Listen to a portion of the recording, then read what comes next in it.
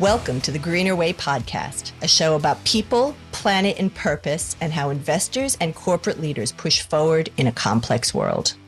Kristy Graham of the Australian Sustainable Finance Institute, thank you so much for joining. We're really excited to say that FS Sustainability is a proud media partner to your forthcoming summit, which is coming up at the end of the month. Can you please just take an opportunity to introduce yourself and ASFI to our listeners? Thanks, Rachel, and it's great to be here. Thanks for having us on. So my name's Kristy Graham. I'm the Executive Officer of the Australian Sustainable Finance Institute. And for those who aren't familiar with ASFI, as it's more commonly known, ASFI really brings together Australian financial institutions and financial services companies who are all committed to aligning the financial system with a more sustainable, resilient and inclusive Australia.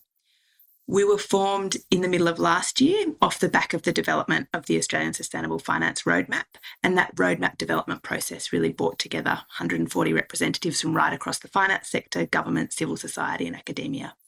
So that huge collaborative effort resulted in this roadmap, which had 37 recommendations that were all needed to transform finance so that more capital is invested into companies and assets that'll deliver a sustainable, resilient and inclusive Australia. ASFI was formed to really drive forward implementation of the roadmap and coordinate all of the many activities and many developments that were happening in sustainable finance across Australia. So our members span some of the big super funds, big investment managers, insurers, financial services firms, as well as all the banks and all of those organisations who are most committed to the vision of a sustainable financial system for Australia.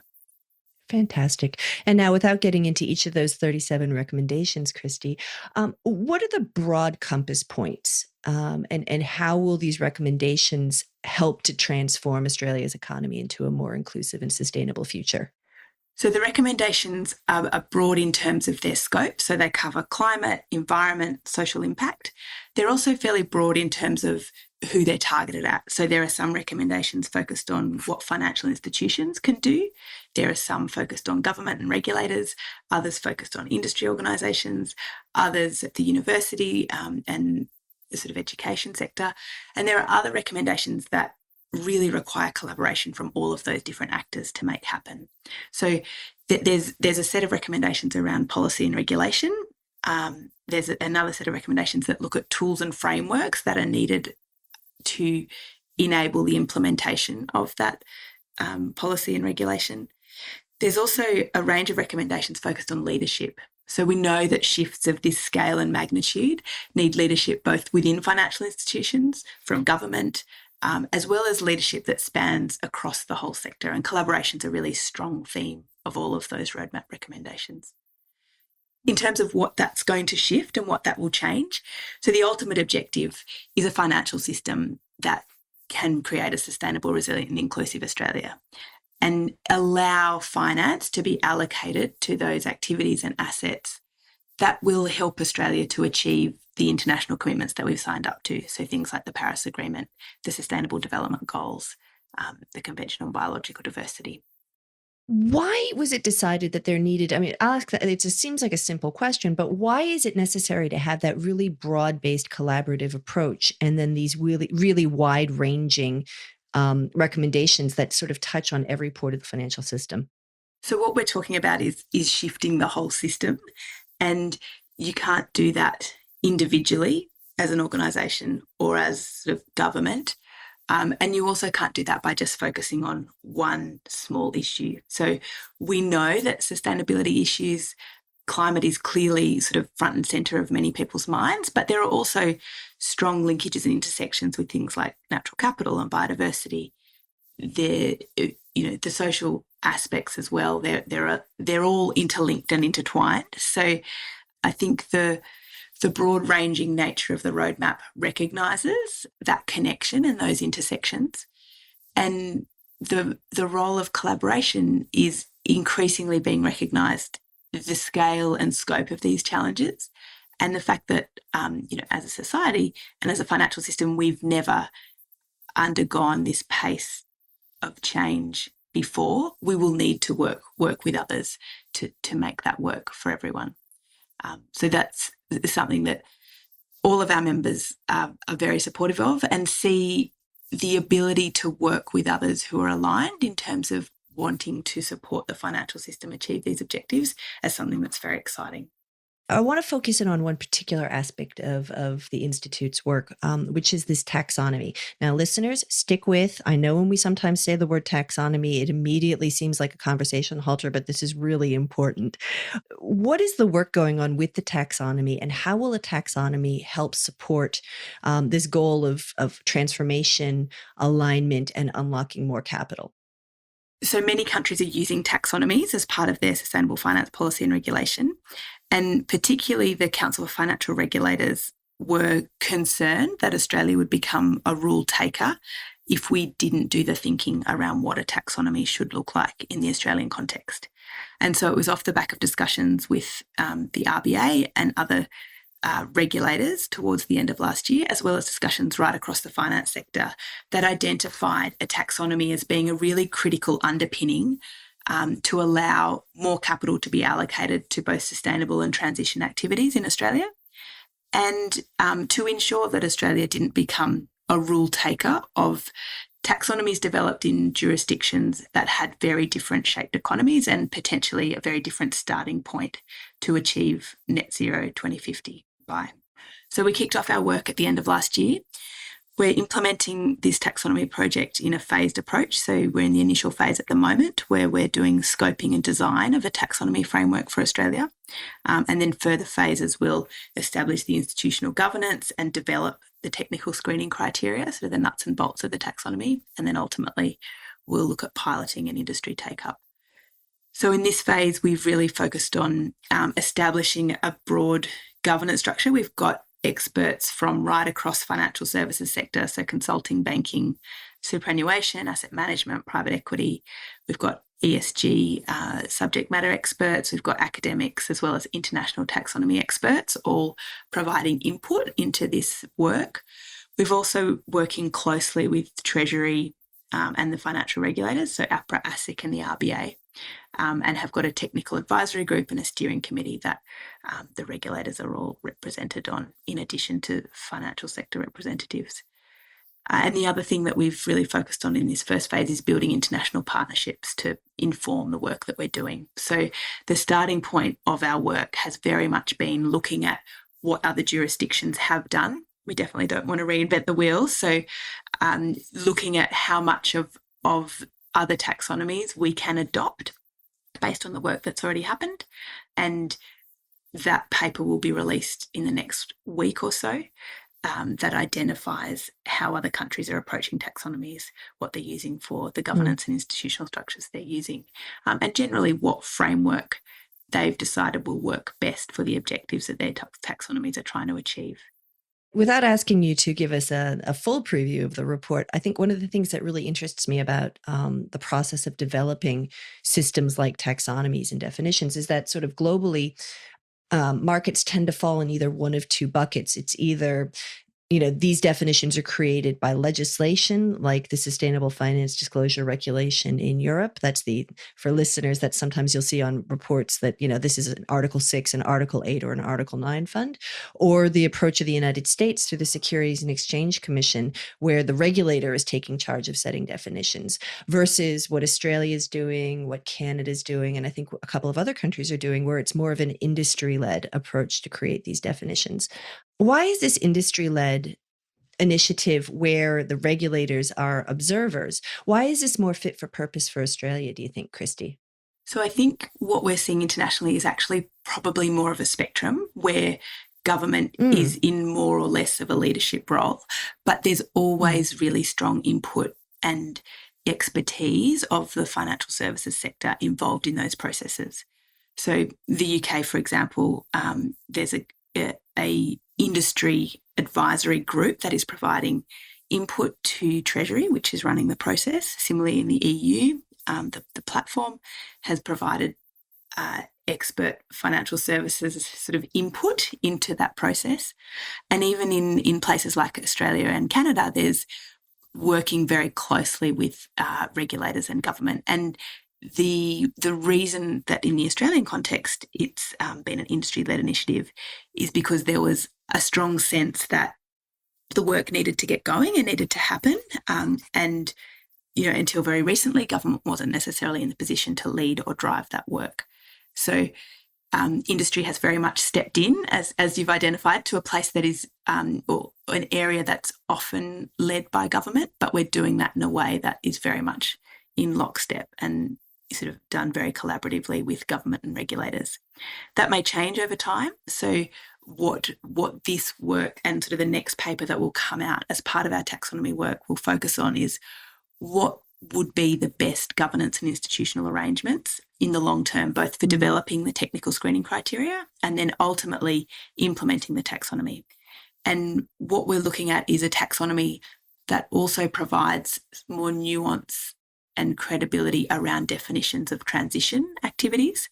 And if we're going to do that, that will mean that the taxonomy will need to evolve and change over time as pathways and technologies and sort of the economy shifts as we move towards 2050. So that institutional governance arrangements will be really critical for ensuring there's ongoing credibility and scientific rigour in the way that the taxonomy continues to be updated and implemented. I think you're rapidly coming to a bit of an inflection point once the taxonomy has been established.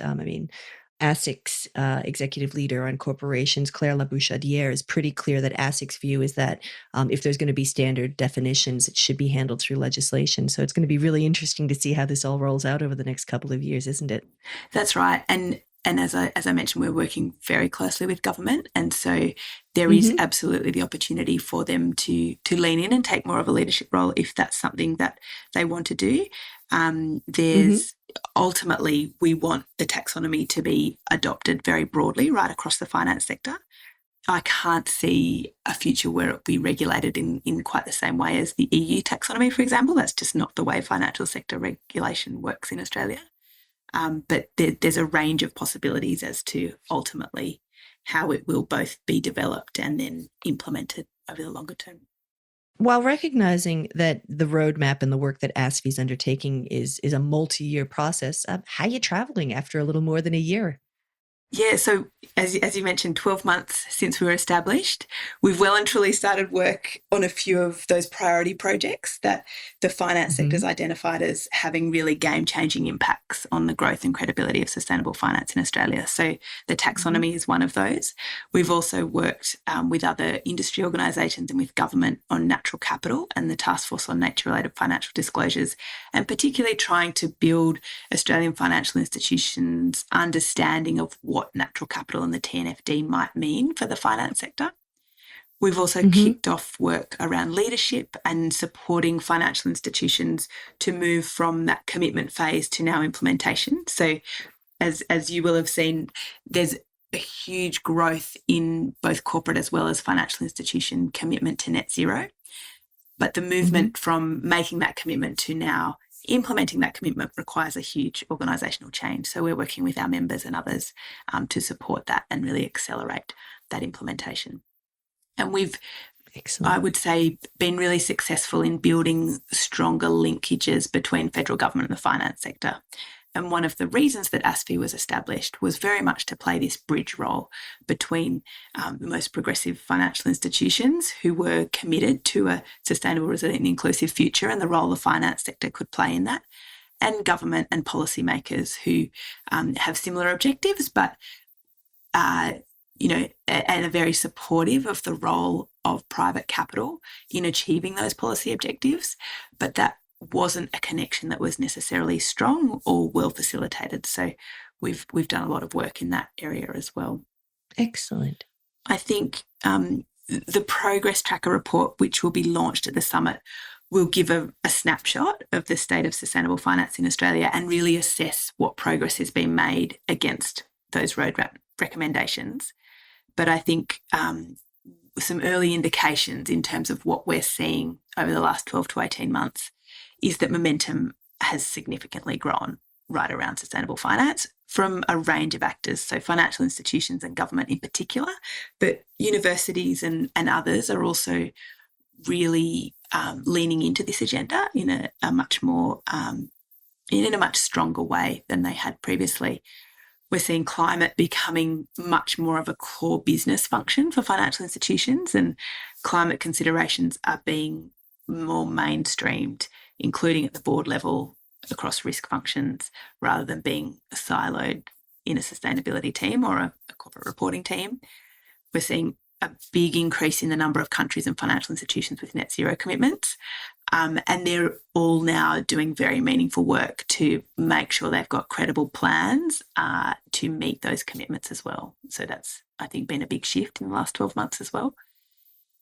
We're seeing shifts in disclosures. So both globally and in Australia, climate-related disclosures are increasing, and there's also a shift towards more comprehensive sustainability reporting. So climate has really been the pointy end, if you like, but that's now expanding into other aspects of sustainability reporting. We, as ASFI, have had really strong support and engagement from right across the finance sector, from government, civil society, for the work that's underway on the taxonomy. There's been a lot of interest in being involved and engaged. And, as I mentioned earlier, the reason that we started that project was there was both from industry as well as government and regulators seen to be a huge value in a taxonomy that is fit for purpose in the Australian context to support the allocation of capital in line with climate objectives. Wonderful. I think it's also exciting now that there's clearly a really different political environment than when the roadmap was produced or when we were established, and government's made really strong early steps, things like legislating climate targets, being serious about undertaking environmental reform, and committing to important things like climate-related disclosure rules and the creation of a new biodiversity market. So there's a real sense that the finance sector as well as government are now pushing in the same direction, which is excellent to see. But I would say that we're still at early stages of the journey. There's still a lot of work to do. And from a policy and regulatory perspective, Australia is still well behind many of our international peers. So in introducing things like mandatory reporting, taxonomies, there's a range of things that government has recognised they need to play catch up on, and we do need to see sort of action in those areas relatively quickly to avoid some of the downside risks like capital increases, inefficient capital allocation decisions, and essentially missing the opportunity to make the most out of the transition.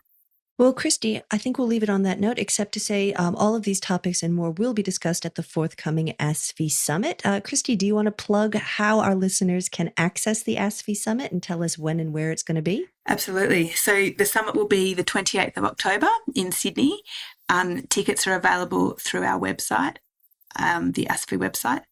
And it's really an opportunity to bring together leaders from across public, private, not-for-profit sectors, building on that theme, which is sort of an underpinning of all of ASFI's work of collaboration and cross-sectoral collaboration in particular.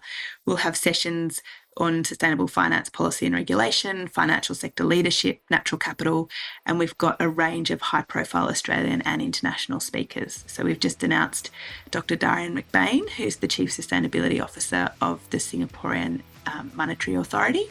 So she will be one of our keynote speakers. And so wanting to draw on experience of international jurisdictions who are a bit further ahead of Australia perhaps, but have got similar approaches and facing similar challenges in terms of transition. So looking to bring that experience to the conversations in the summit. Fantastic. Well, Kristy, I look forward to seeing you there. Kristy Graham, ASFI, thank you so much for joining us. Thanks very much, Rachel.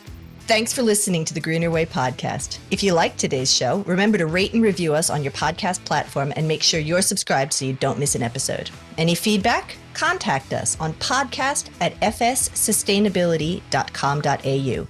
I'm Rachel Allen Backus.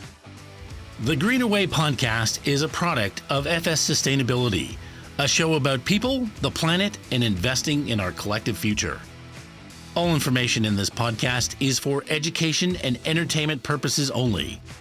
The Greener Way podcast gives listeners access to information and educational content provided by discussing numerous financial sustainable options and our featured guests. It is not intended as a substitute for professional, legal, or tax advice. The hosts of The Greener Way are not financial professionals and are not aware of your personal financial circumstances. FS Sustainability operates under an Australian Financial Service License and the exemption made available under the Corporations Act 2001 in respect to any information or advice given. Before making any financial decisions, you should read the product disclosure statement, and if necessary, consult a licensed financial professional. For more information, head to the disclaimer page on the FS Sustainability website, fssustainability.com.au.